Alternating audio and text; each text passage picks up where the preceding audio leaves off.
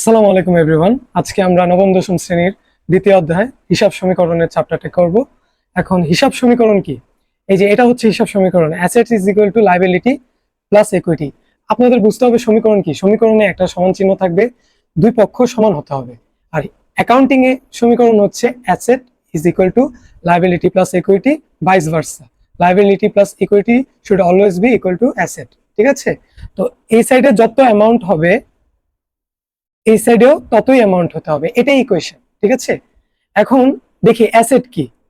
Asset হচ্ছে আমাদের সম্পদ। সম্পদ বলতে কি বুঝি?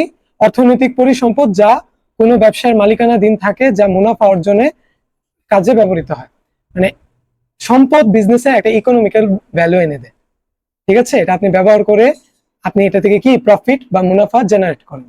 ঠিক একইভাবে দায় হচ্ছে ব্যবসার আর্থিক দায়বদ্ধতা। মানে এই টাকা, মানে আপনার একটা ঋণ বা লোন, বিজনেসের যে যাবতীয় লোন আছে বা যে টাকাটা বিজনেসকে পরিশোধ করতে হবে সেটাই হচ্ছে দায়। আর মালিকানা সত্ত্ব কি? ব্যবসায় মোট সম্পদ থেকে তৃতীয় পক্ষের দাবি বাদ দিলে যাহা অবশিষ্ট থাকে তাই হচ্ছে মালিকানা সত্ত্ব। ঠিক আছে? এই যে যেমন আমরা যদি এই যে assets is equal two liability plus equity, এই যে এই ফর্মুলাটা হচ্ছে ইকুয়েশন না? তো এখানে আপনি যদি এ থেকে লায়াবিলিটি মাইনাস করেন তাহলে আপনি যা পাবেন সেটাই কি? সেটাই আপনার ইকুইটি। এখন আমরা একটু এই ফর্মুলাটা বিস্তারিত দেখি। আচ্ছা, হিসাব সমীকরণটা হচ্ছে যে A is equal to L plus E. এখন অ্যাসেট কি, লায়াবিলিটি কি তাও আমরা জানলাম, আর ই বা মালিকানা সত্ত্ব কি সেটাও আমরা একটা ধারণা পাইলাম। মালিকানা সত্ত্ব হচ্ছে মালিক যেটা বিজনেসে ইনভেস্ট করে, মালিক যেটা বিজনেস ইনভেস্ট করে বা মালিকের যে দাবির টাকাটা, সাপোজ আপনি একটা বিজনেসে একে তো আপনি ইনভেস্টমেন্ট করতেছেন, সেটা আপনার ইকুইটি। আবার আপনি বিজনেসে ইনভেস্ট করার পর বিজনেসে প্রফিট করছেন, তো প্রফিট করার পরে একটা পোর্শন আপনি নিজে রেখে দিচ্ছেন আর একটা পোর্শন আপনি বিজনেসে রিইনভেস্ট করছেন। যেহেতু এটা আপনি রিইনভেস্ট করছেন সেটাও কি আপনার মালিকানা সত্ত্ব। এখন মালিকানা সত্ত্বের মধ্যে চারটা এলিমেন্ট আছে। চারটা এলিমেন্ট কি? একটা হচ্ছে সি, যা হচ্ছে আমাদের ক্যাপিটাল, মানে যেটা বিনিয়োগ করতেছে। আর এটার সাথে আমার যোগ হবে রেভিনিউ, রেভিনিউ বা আয়। আর এটা থেকে আমার মাইনাস হবে কি? এক্সপেন্স। চিন্তা করে দেখেন, মালিকানা সত্ত্ব যদি মালিকের দাবি হয় তো ক্যাপিটাল মালিকের দাবি বাড়াচ্ছে, আয় মালিকের দাবি বাড়াচ্ছে, একইভাবে এক্সপেন্স কি করতেছে? মালিকের দাবি কমাচ্ছে, যেটা বাংলায় আমরা ব্যয় বলি। আর আরেকটা জিনিস হচ্ছে যেটা মাইনাস হবে, সেটা হচ্ছে ড্রয়িংস বা উত্তোলন। এখন চিন্তা করে দেখেন, আপনি বিজনেসে টাকা ইনভেস্ট করছেন, ওই ইনভেস্টমেন্টের টাকাটা যদি আপনি আবার উত্তোলন করে দেন তাহলে আপনার মালিকানা সত্ত্ব কমে যাচ্ছে না বিজনেসে? ফার্স্ট অফ অল, অ্যাকাউন্টিং যখনই করবেন, বিজনেস কে আলাদা ভাবতে হবে। ইটস আ সেপারেট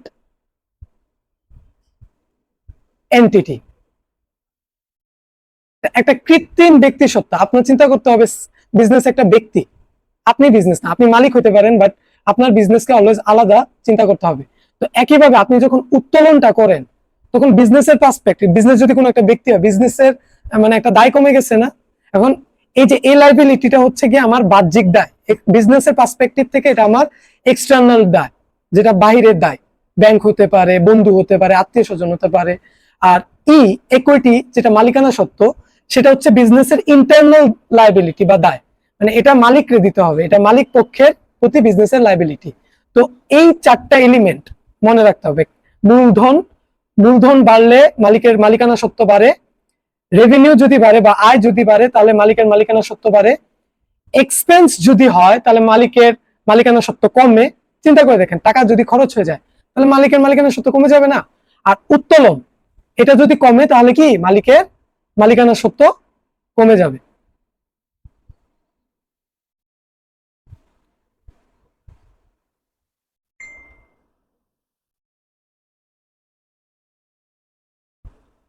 এখন দেখি আমাদের বইয়ে কিভাবে বুঝিয়েছে।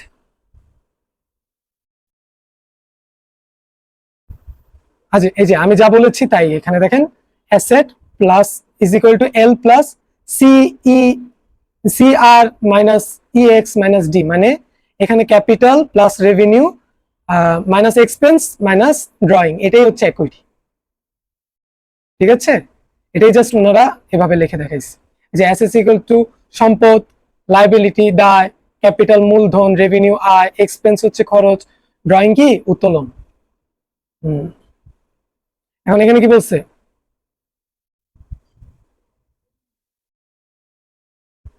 মোট সম্পদ বাড়লে মোট দায় অথবা মালিকানা সত্ত্ব বাড়বে। যেমন আমার যদি দেখেন এখান থেকে দেখাই এল প্লাস ই, আমার যদি সম্পদ বাড়ে, হ্যাঁ, তাহলে আমার হয়তোবা মালিকানা সত্ত্ব বাড়বে, হয়তোবা লাইবিলিটি বাড়বে, না হলে আমার মালিকানা সত্ত্ব বাড়বে।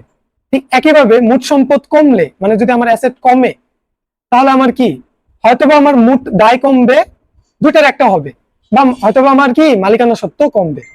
ঠিক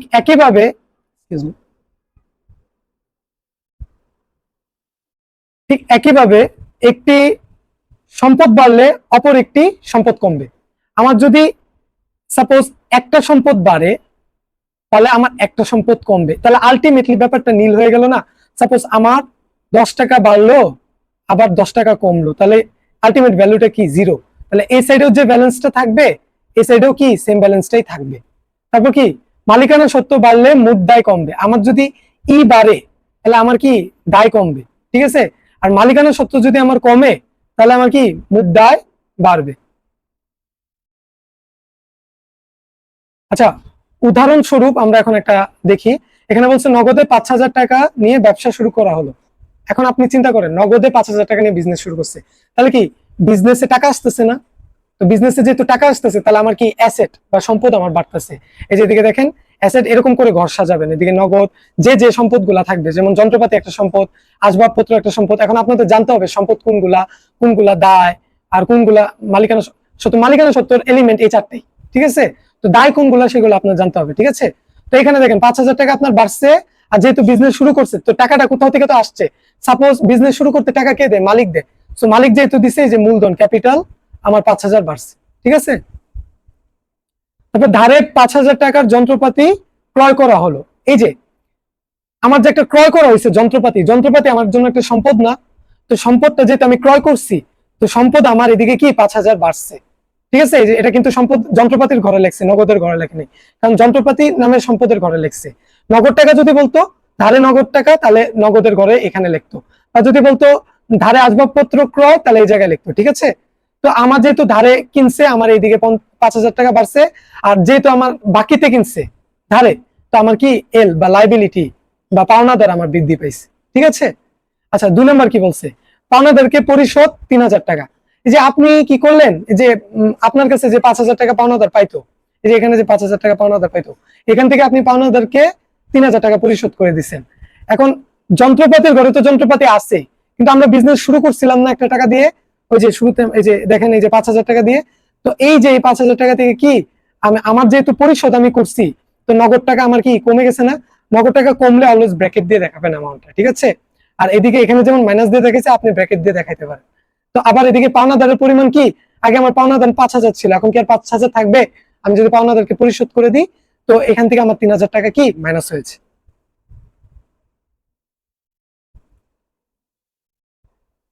আচ্ছা, নগদে বেতন পরিশোধ করা হলো 2,000 টাকা। আপনি কি করলেন? 2,000 টাকা নগদে পরিশোধ করলেন। তো আপনার নগদ নামের যে সম্পদটা, সেটা কমে গেছে না?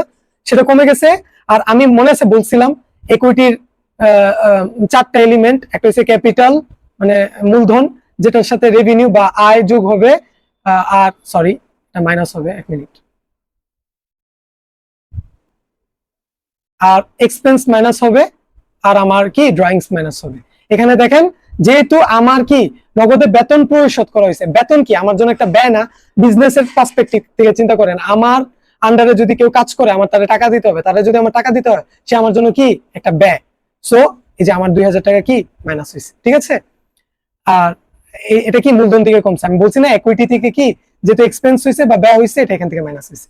আর অলওয়েজ মনে রাখবেন, যে জিনিসগুলা মালিকানা সত্ত্বের মধ্যে প্রভাব ফেলবে, সেগুলা মন্তব্য নামের একটা ঘর হবে এখানে, ঠিক আছে। যেগুলো মালিকানা সত্ত্বে প্রভাব করবে, মনে করেন এই টাকাটা কি মালিকানা সত্ত্বে প্রভাব করতেছে না, তাহলে আমি এখানে কি লিখবো? ব্যয়। মন্তব্যের করে ব্যয় লিখবো। যদি এই টাকাটা এখানে কমতো, তাহলে আমি কিচ্ছু লিখতাম না। আমি হিসাব সমীকরণে কিছু ম্যাথ আমি আপনাদেরকে সামনে করাবো। আমি হয়তোবা এই ক্লাসটার পরে একটা ডেডিকেটেড ক্লাস, মানে একটা ম্যাথ সলভ করে দেখাবো। সো তখন আপনারা ভালো মতো দেখতে পারবেন। আচ্ছা, 3 নম্বর এক্সাম্পলে দেখি। নগদ আসবাবপত্র ক্রয় 1,00,000 টাকার। তো আপনি নগদে কি করছেন? আসবাবপত্র ক্রয় করছেন। তো আপনার নগদের ঘর থেকে কি 1,00,000 টাকা কি মাইনাস হয়েছে? বিজনেসের পার্সপেক্টিভ থেকে আপনার 1,00,000 টাকা নগদের ঘর থেকে 1,00,000 টাকা বা সম্পদ কমছে। একইভাবে নতুন আরেকটা সম্পদ আপনার বাড়ছে। এই যে আসবাবপত্র, এটা কি বিজনেসে ব্যবহার হবে না? এটা বিজনেসের সম্পদ না? এটা হচ্ছে গিয়ে কি বিজনেসের জন্য এনসিএ। আমি আপনাদেরকে ইংলিশে শিখাচ্ছি, জিনিসটা হয়তো আপনাদের বুঝতে কঠিন হতে পারে, কিন্তু আপনারা যখন হায়ার এডুকেশনে উঠবেন আপনারা এগুলো ইংলিশে শিখবেন। তো আগে থেকেই যদি জানেন তাহলে আপনাদের জন্যই ভালো। তো নন কারেন্ট অ্যাসেট কি? আমার জন্য স্থায়ী সম্পত্তি। আর এই নগদ অ্যাসেট কি? আমার জন্য কারেন্ট অ্যাসেট। কারেন্ট অ্যাসেট হচ্ছে গিয়ে আমার কি চলতি সম্পত্তি। চলতি সম্পত্তি। আমি যদি ইংলিশে বলি এটা আপনাদের বুঝতে কঠিন হতে পারে, বাট আমি আপনাদেরকে এডুকেট করবো যেন আপনারা হায়ার ক্লাসে ভালো করতে পারেন, আপনার প্রফেশনাল লেভেলে যেন আপনারা যেতে পারেন, আপনারা সিএ, এসএসসিএ, সিএফএ এই ধরনের কোয়ালিফিকেশনের দিকে যেন ক্যারিয়ার ওরিয়েন্টেড হতে পারেন। আমি আমার চ্যানেলের আমার পার্সপেক্টিভ এটাই থাকবে যে আমার স্টুডেন্টদেরকে আমি ওরকম ভাবেই গড়ে তুলবো। ঠিক আছে? তো এখানে আমার নগদ কি, আমার নন কারেন্ট অ্যাসেট নামের একটা সম্পদ বা চলতি সম্পদ নামের একটা সম্পদ কমছে, আর আমার কারেন্ট সরি এখানে কারেন্ট অ্যাসেট নামের একটা সম্পদ কমছে আর আমার নন কারেন্ট অ্যাসেট নামের একটা সম্পদ বৃদ্ধি পেয়েছে। এই যে যেমন এখানে 1,00,000 টাকার আসবাবপত্র বৃদ্ধি পেয়েছে। তো আপনি দেখেন ব্যাপারটা নীল আউট হয়ে যাচ্ছে না? এদিকে 1,00,000 টাকা কমছে, এদিকে 1,00,000 টাকা বাড়ছে। তো হিসাব সমীকরণে কি এটা কোনো প্রভাব পড়বে? এটা ডিসমিস হয়ে যাচ্ছে কিন্তু। সো এই সাইডটাও যা রইলো এই সাইডটাও তাই রইলো, কিন্তু আমার যেমন অ্যাকাউন্ট চেঞ্জ হয়েছে। আমার আগে নন কারেন্টে ছিল টাকাটা, এখন এটা নন কারেন্টে চলে গেছে। ওকে, দেন আরেকটা এক্সাম্পল হচ্ছে মালিক কর্তৃক ব্যক্তিগতভাবে ব্যবসায় ঋণ পরিশোধ 5,000 টাকা। এখন মালিক কি করছে?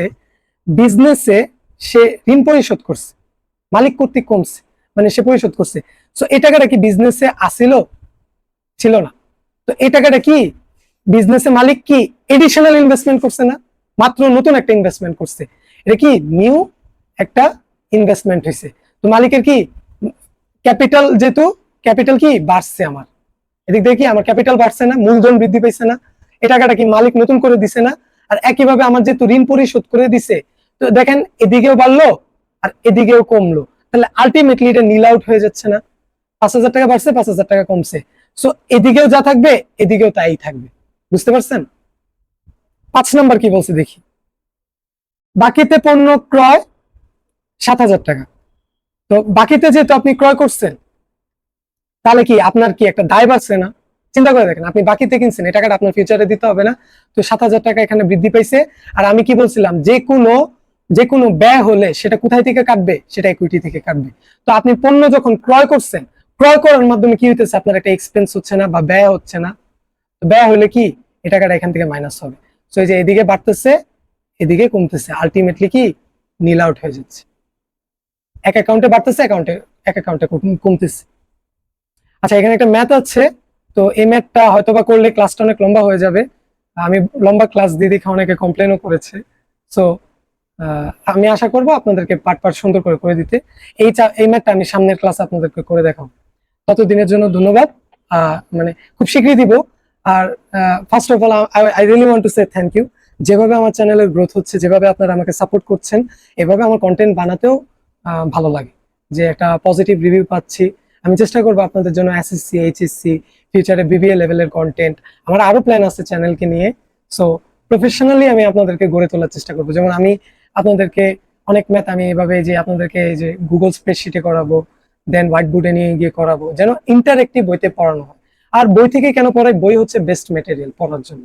আমাকে অনেকে বলেছে পিডিএফ বানিয়ে পড়াইতে, এত হ্যাঙ্কি ফ্যাঙ্কি করার দরকার নেই। আপনি পড়তে আসছেন, আপনার নলেজের দরকার। আমি অনেকে বলছে যে মিউজিক অ্যাড করতে, মিউজিকও অ্যাড করলাম না, যেন আপনি শান্ত পরিবেশে পড়তে পারেন।